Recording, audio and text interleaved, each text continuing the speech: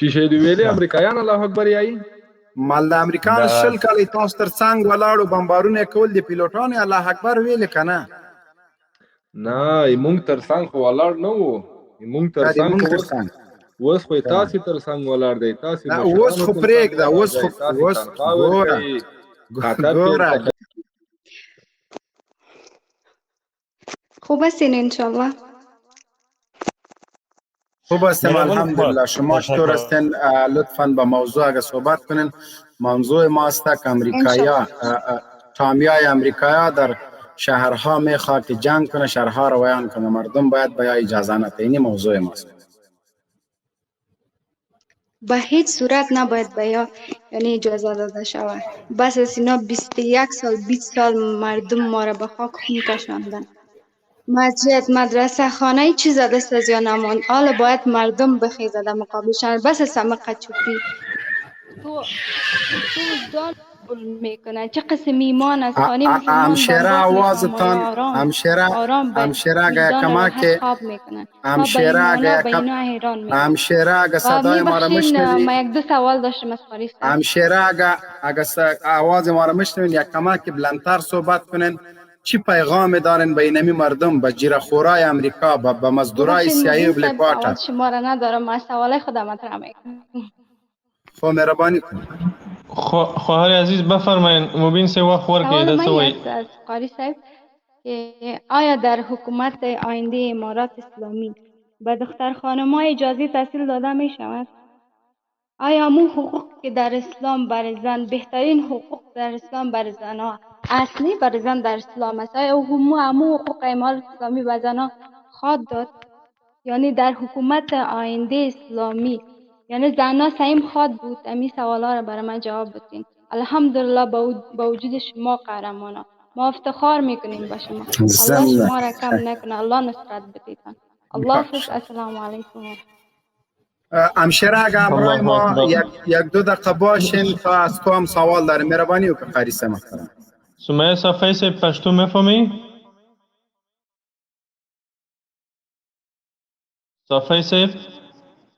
صفحه سے پشتو میفهمی؟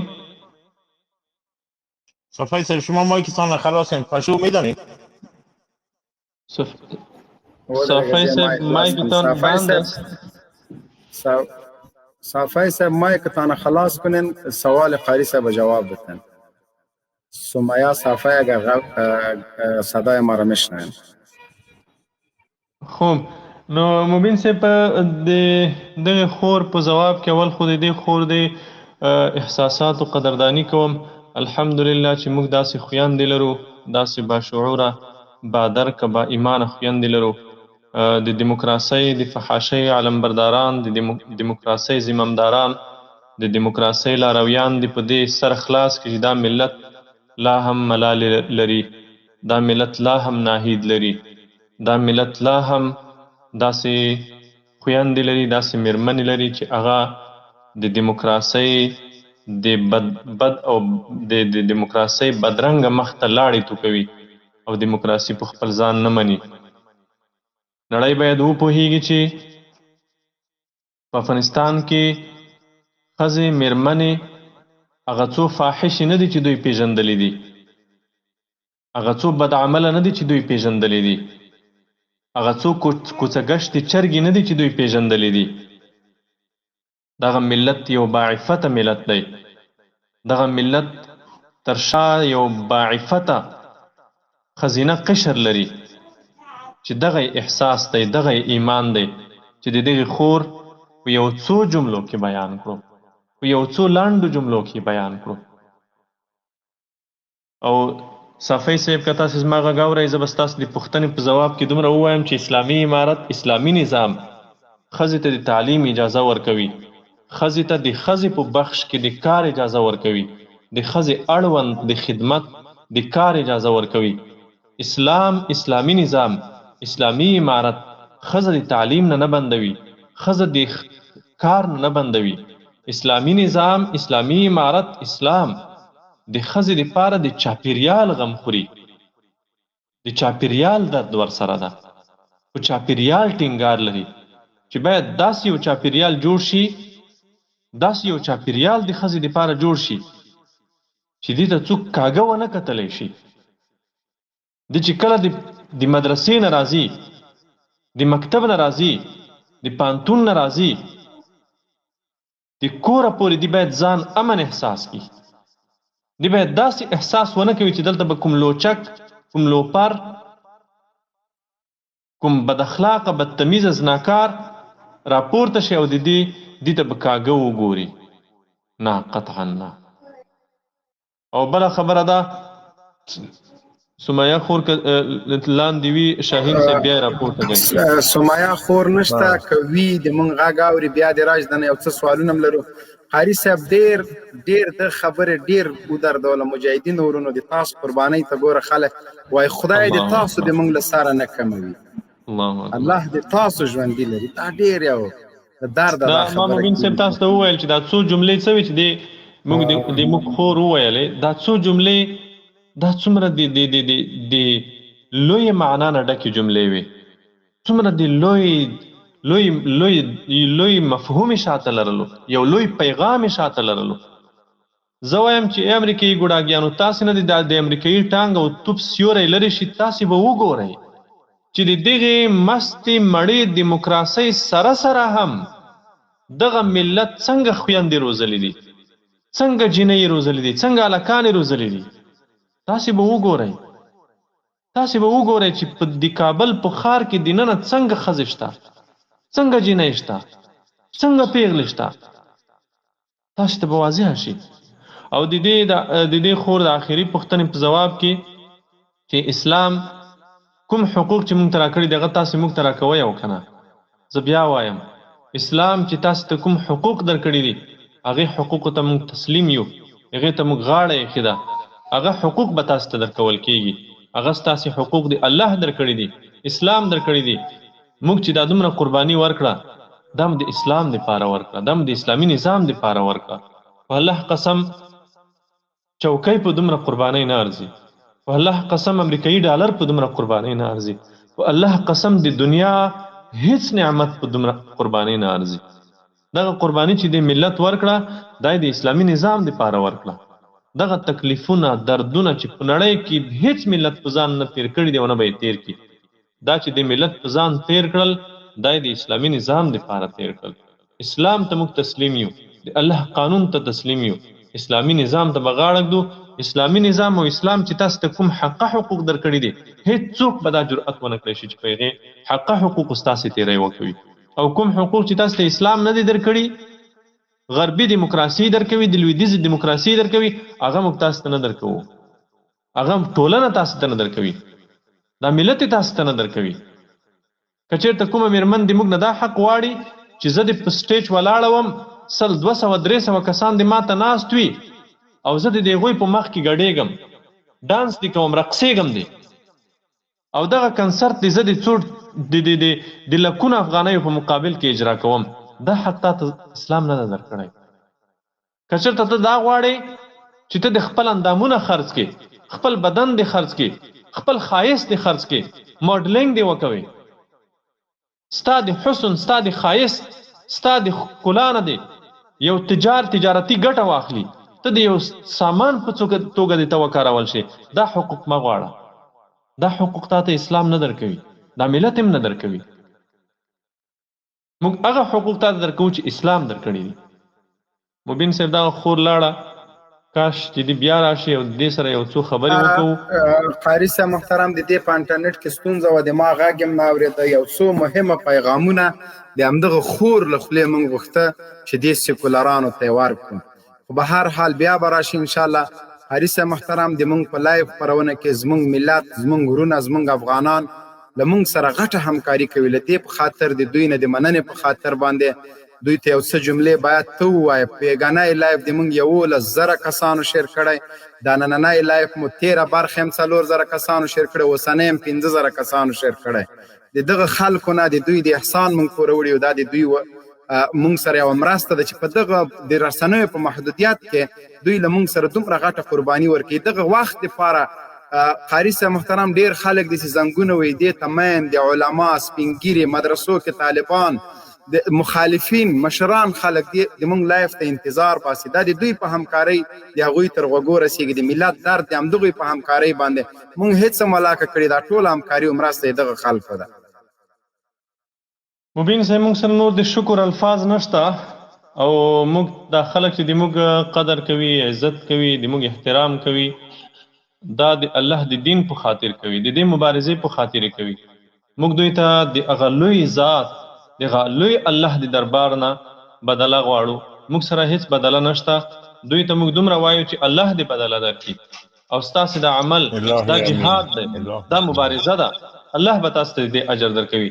څومره خلک چې د موږ د لایف په وجه دوی سوالونه ځواب شول، دوی سمې لارې ته راغلل، دوی ته واقعیتونه معلوم شول، د دې ټولو خلکو په اجر کې تاسې شریک یې. حضرت علی رضی الله عنه ته نبی کریم صلی الله علیه وسلم فرمایي لأن يهدى بك رجل واحد خیر لك من حمر النعم. ای علی چې تا په وجه باندې یوه کس ته هدایت وشي، یوه کس ته سمه لار وښودل شي، یوه کس ته حقیقت وښودل شي، دا ستا دپاره بهتر د من حمر النعم، د سرو سرو اوښانو نه. مبین صاحب په عربو کې سره سره اوښان هغه وخت کې ډېر ارزښت لرلو، ډېر قیمت یې لرلو. نو هغه د سرو سرو اوښانو نه ستا دپاره د یوه کس هدایت، د یوه کس لارښوونه غوره ده. نو دغه خلک د موږ سره په د لایف په شیر کې مرسته کوي، لایف په نور ته په رسولو کې مرسته کوي، کومک کوي. دغه خلک، دا خلک د نورو په لارښوونه کې مرسته کوي. الله به دوی ته ډېر لوی لوی اجرونه ورکړي. او واقعیت دا ده چې بسته بسته فامیلونه، ښځې نر، واړه ماشومان د موږ لایف ته انتظار وي، تر څو پورې چې موږ لایف ختم کړی نه وي دوی د موږ لایف ګوري.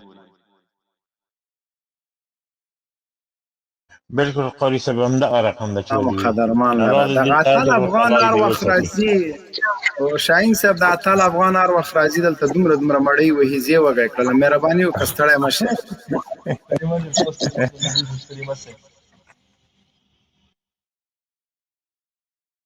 شاهین صاحب ملګرو سوالونه راواخله.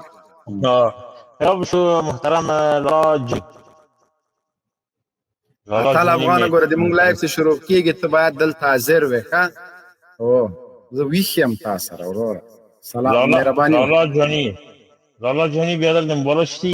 لالا وروره مایک خلاص کړه، که نه غږیږي الان اوسط. علیکم ورحمت الله وبرکاته. وعلیکم السلام. مایک خلاصوه نو بزرګی، مهرباني سه. یو پوښتنه لرمه، که ما پوښتنې ته جواب ورکړې نو مهرباني به مو وي. مهرباني قاری صاحب سره پوښتنه د ما دا د قاری صاحب محترمه، لکه ګوره د موږ منطقو کې اربکیانو بیخي زیات ظلمونه وکړل. خپله زه مخکې د طالبانو ډېر سخت خلاف وم او الحمدلله خدای پاک هدایت راته وکړو، لیکن دا کوم چې اربکیانو کوم ظلمونه وکړو او خلکو ته یې بېعزتي ور واړولې، دغه اربکیان چې بیا کله مجاهدین تسلیم کړي نو شهیدانو جسدونه سره یې زیاتی وکړو. ډېرې کیسې وکړې، تاسو ته ټولو ته ښه معلومات شته. نو کله چې مجاهدین دا خلک تسلیم کړي او دا د کور دیوالو چې بیا دوی باندې کوم حساب کتاب وي، نو دغو سره به بیا څه عمل کېږي؟ قاری سوال مو واخسته، الله دې اجر درکړي لالا جان. قاری صاحب سوال مو واخسته. قاری صاحب شته یې؟ او شاهین صاحب بالکل شته یو. مخکې څو واره دا سوال جواب شوی دی چې حقوق العباد نه معاف کیږي، په شریعت کې نه معاف کیږي، هیڅ نظام نشي معاف کولی. اسلامي امارت د چا حقوق نشي معاف کولی. چا چې ظلم کړی دی، تیری یې کړی دی، هغوی حقوق نشي معاف کولی. او شاهین صاحب ماته اجازه راکړئ که دغه نور ملګري ما نه مشخص سوال نه لري. ملګري دغه سوال قاری صاحب چې ډېر وخت ناست په نامه د مسلم، مهرباني وکړه. السلام علیکم ورحمت الله وبرکاته. مبین صاحب تا ته او قاری صاحب ته، شاهین صاحب تا ته، ټول ملګرو ته الله دې وکړي، مهرباني. امریکایان یعنی ستاسې موضوع د ټامیانو په باره کې ده چې یعنی ښارونه ورانوي نه. مخکې هم کله چې امارت اسلامي راغی که نه، هغې نه وروسته موږ اورېدلي چې همدغه کمونستانو صرف یوازې همدغه کار کوو چې د خلکو کورونه به یې لوټ کول، همداسې ورانۍ به یې کولې. چې کله اسلامي امارت راغی دوی ته بیا لکه امارت اسلامي خلاص شو، هغې نه وروسته دوی اوس تر اوسه پورې دغه سوالونه کوي چې امارت اسلامي موږ ته څه کړي دي، دغه ځای وران کړی دی، کلینیک یې نه دی جوړ کړی، فلان ډېرې خبرې کوي تر اوسه پورې. یعنې موږ ته یعنې دا سوالونه هغه کوي که نه، مخکې کوي.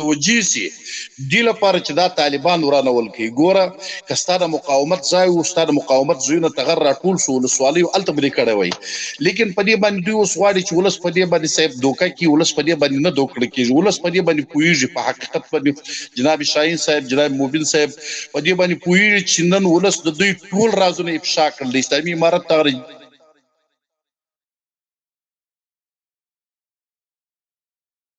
بله ډیره مننه قدرمن شاهین صاحب محترم. دلته بعضې ورونه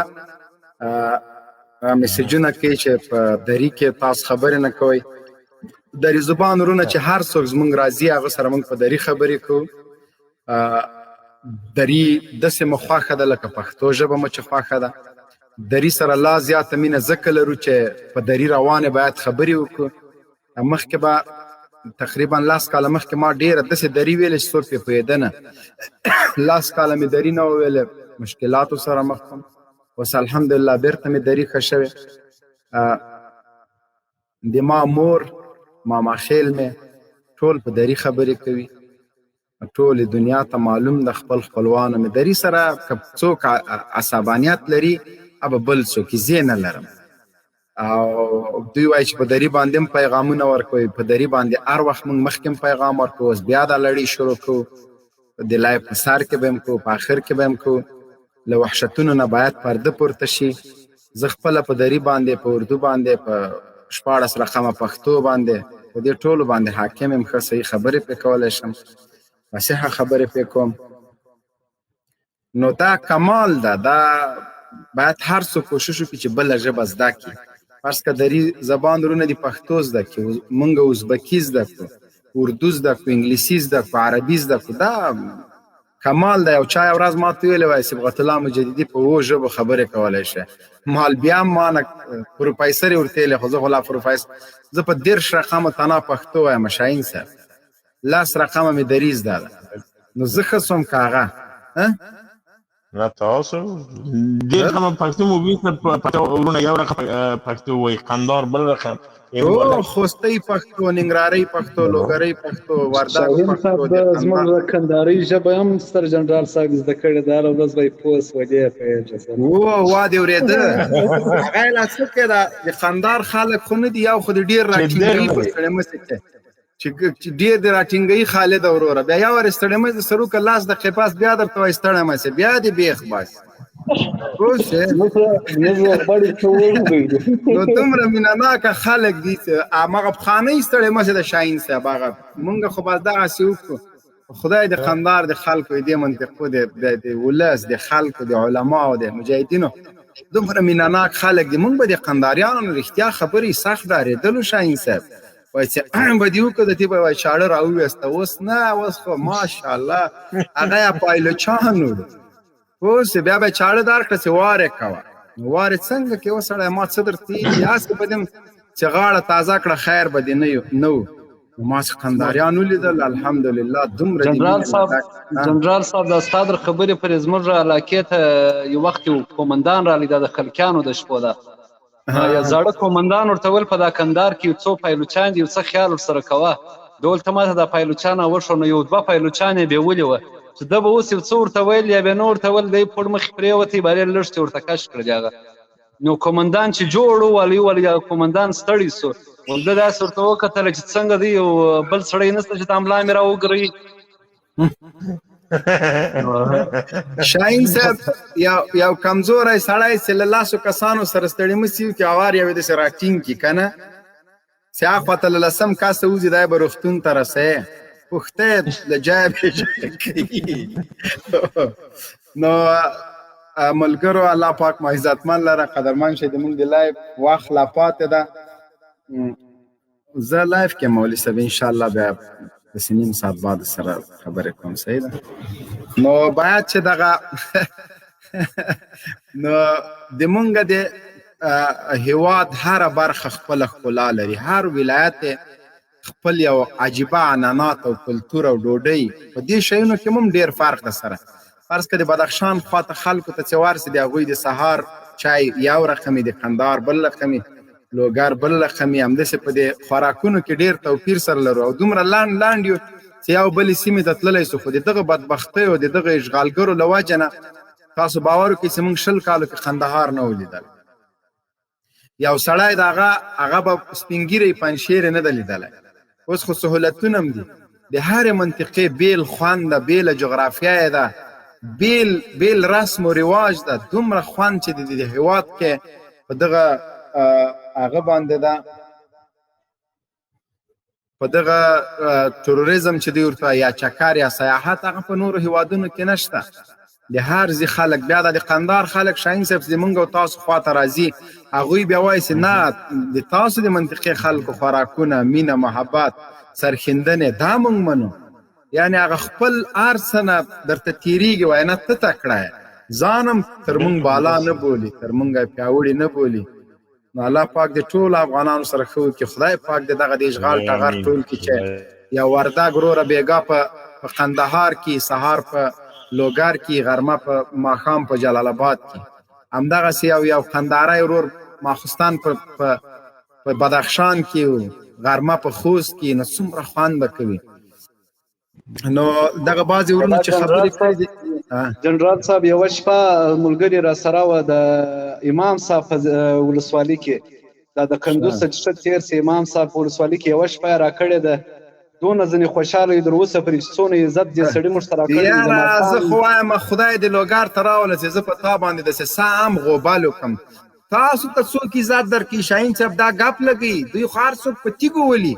دا خو مبین صاحب دغه چپی په خوله باندې خو سړی باید هېڅ ونه کړي. دغه شپږ میاشتې زه کار ورکوم تصمیم شه نن سبا هره ورځ لایف ته راولم. نه د دغه چپي سره نه مبین صاحب جنرال صاحب دونه فرق خو مې کړی دي، اوس خو لارې ته راغلی یم، شاهین صاحب لارې ته راغلی یم، صرف لږ پیسې غواړم بس زه تسلیم یم. پیسې به وشي، غم مه کوه. مبین صاحب دغه یو دوه ورونه دي چې ډېر ناستي منتظر د اول سر نه، دغه به راواخلو نور به که د اجازه وي ختم به یې کړو 2 دقیقې نور هم. دغه ورور ډېر د وخت دلی ده څو واره راغلی. شاهین صاحب محترم ګوره یو شي ته وجاړم، د مونږ مخکینی لایف چې کوم ریپورټ شو هغه ملټې به په دې کې نه حسابه، د مونږ لایف تلاتیم ستا و. صحیح ده. محترم منیب الله کاکړ صاحب، السلام علیکم ورحمت الله. وعلیکم السلام. مهرباني وکړه زړګیه، ډېره بښنه غواړم. هیله لرم چې ټول روغ جوړ به یاست. 15 ملټه لرو. جنرال صاحب ته سلامونه وایم چې روغ او جوړ به وي. جنرال صاحب ډېر ښکلې د اتحاد او اتفاق خبرې وکړې، خو زما سوال دا و جنرال صاحب، دا بعضې پوستې چې تاسو قبضه کړي دي او بندیان خلاص شوي دي، په دا کې به داسې بندیان هم وي چې هغوی عام جرمونه کړي دي، مطلب خپل شخصي جرمونه یې کړي دي، نو هغوی ته یې څنګه ازادوله؟ دا زما سوال. جنایي کوي مبین بندیان خو ګوره یو خو دا اوس د اشغالګرو د دوی جاسوسانو چې په جنایي جرمونو باندې خلک نیولي دي، هغه ته هم دوی جنایي جرم وایي. فرض کړه یو چا په کور کې ښځه به د اخلاقۍ نه منې کړې ده، دوی هغه هم زندان ته اچولی، دا خو جنایي جرم نه ده. یو چا زوی په ودونو کې ګډېده، پلار یې منې کړی، دوی هغه هم زندان ته اچولی چې تا ولې زوی ته داسې وداسې ویلې، دا جنایي جرم نه ده. صحیح ده. یو څوک یو چیرته په محفل کې شراب خوړه، زنا یې کوله، بل کس راغلی هغه یې منې کړی ده، هغه هم دوی زندان ته اچولی، دا جنایي جرمونه نه دي وادي اورېده. سمه ده. او قتلونه دغه نور شیونه شوي دا بالکل، خو بیا یې نیسو، هېڅ غم مه کوه. اوس فلحال دپاره د ټول لاړ سي، عفه د ټولو دپاره، هغه نه وروسته بیا ګورو. صحیح ده. اوس هغه قاتلان هم طالبان خوشي کوي چې 100 طالبان په شهادت رسولي، نو هغه چې خوشي کوي دا نور به هم خوشي کړو، وروسته بیا ورسره غږېږو. که څنګه شاهین صاحب دا زندانونه باید له یو طرفه سره پاک شي، له یو مخې دا په کابل او رسوا کوم چې کې فاریاب کې 10 ښځې بندیانې کړې وې، 10 ښځې بندیانې کړې، په څه کې بندي کړی ده علت یې نه ده معلوم. رابش ایدر غوث الدین غیاث الله ایدری صاحب مهرباني وکړه. ایدری غیاث الله ایدری. السلام علیکم جنرال مبین صاحب، الله جراوله څنګه یې؟ ښه په خیر جوړې؟ شکر ده الحمدلله. ته څنګه جوړه خیرات ده قراری ده ملګری یاران دوستان شدي تاسو په خپل شی استئ واده ورته الله سره راضي شي شکر دی ولې چې د ډیره وخت سنې ډیر کمزوري وو ډیر مو کوشش تر پس کوي چې خبرې در سره وکړو خو نن دا دی خدای پاک در سره یو ځای کولو ته څنګه شي په خیر جوړه غوث الله حیدری الله دې ژوندۍ لر چې انټرنیټ د کلم کمزور دی تعدین دی رازق دی د نور کورو ته ورزت د فل انټرنیټ ده والله چې او ان شاء الله نور څنګه شي په خیر جوړه د خیر الله فضل تاسو څنګه است شي است موضوع باره که سوال لري شاین د موږ د لایف پرونه ملما ده راګیره و نو بس دغه مې درته ویله معلوم چې د ټامیان وایي چې دغه کوو د بیباون باندې بمبارونه کوو نو د زموږ اکثره زیات په خوشحاله کېږي فخر پرې کوي او بیا د الله اکبر چغې مو هي زم د پیلوټانو شل کاله بمبار کوو شاهین صاحب د پنجاودو پیلوټانو امریکایانو چې دوی الله اکبر ویل کنه نه به یو هغه امریکایي خو ویلي و هغه کاناډایي سفیر هغه الله اکبر ویلي ممکن سبب انداره کما بل ستاره افغان کې چکار کی اور انا سعید ده و نوری دی ممکن سب دو به ویلي دي خان تا خو لالا خانه لالا جانی ته خو وقتی در الله د وسات را بشه د غورونه ته چنه من الله دې وساته مش د اول ما یو د دشان لمرداري دشان بعد د دون خلاص په داس خبري افغان ورو سلام علیکم وعلیکم السلام بالکل افغان خلک الله اکبر شاهین صاحب دنه پښتنو کده امریکایي پیلوټان چې بمبار کوي دی الله اکبر وای کنه ریمون کې الله اکبر چې شه دی ویلي امریکایان الله اکبر یای مال د امریکان شل کله تاسو تر څنګ ولاړو بمبارونه کول دی پیلوټان الله اکبر ویل کنه نه مونږ تر څنګ ولاړ نه وو مونږ تر څنګ اوس خو تاسو تر څنګ ولاړ دی تاسو اوس خو پریک دا اوس زویا دا د خسر کور نه د سګهږي زه دا نه پښتنه کوم دغه جواب راکا د سپینستر کیو ګورو امریکان خو د مونږ تر څنګ نه دی ولاړ دا بي پنجاودو چې نن راځي بمبار کوي دغه د چا تر څنګ ولاړی څوک بمباروي دا طالبان بمباري کړي کابل اداره بمباروي زه تانه اوسو پښتنه لرم ما نه پښتنه نه مرغله د ما د پښتنه جواب راکا بي پنجاودو د تا په حمایت باندې بمبار کوي پیلوټان دی الله اکبر ناری وਹੀ کنه خا اوس د سلاس کې د نو لاس کې پریک د زدر توایم چې د امریکان د تاسو دوستان نړیوال ملاتړی مو چې شل کاله بمبار کوي د الله اکبر چغې وهل کنه تاسو بیسونه ورته ساتل یاره په یو شی باندې خو ډیر سوچ کوم چې تاسو د امریکانو بیسونه شل کاله ساتلی دي د امریکانو بیسونه ته مخزي وروړي دي هغه ټیم الله اکبر تاسو ویل کوم نه ویل تا خو میرا منډي ته خزه وړي ده نو خود زه درته تانه سوال کوم ته دغه جواب ما ته راکړه د امریکایانو بیسونه چا ساتل د امریکایانو بیسونه چا ساتل هیرا منډي چا ساتل اوس څوک ساتي زه درته وایم د امریکایانو بیسونه چا ساتل امریکایي فوجانو نړیوالو چې شل کاله په افغانستان کې تا تر څنګ په افغانانو بمبار کول هغه ویل کنه هغه ته تاسو کین الله دا بیا احمق رزیله شین خره خدای دې خبر ورکړي په دغه منطق باندې تراوه هي شراب بوتل کاش کې ذاتی راسي چې لایف الله اکبر بل دې الله اکبر در پسار کا دې تاسو دې الله اکبر ناره الحمدلله چې دوه ولایتونه واټ از دس فتح شول دا دې الله اکبر ناره و د مول لاس کاله مخ نه وهله شاین چې دې الله اکبر کړی دې دواخان می نپال دې لاړ دوپړه پال صحیح شو ولایتونه دی ولسوالۍ دی او بعد حال الله اکبر بس نه کوي سر له سبا باید دوی بیا الله اکبر شروع عبدالله صاحب مهرباني تاسو په دې نارو کې دومره زور ده د تاسو په دې الله اکبر کې دومره قوت ده الله اکبر پرې نږدې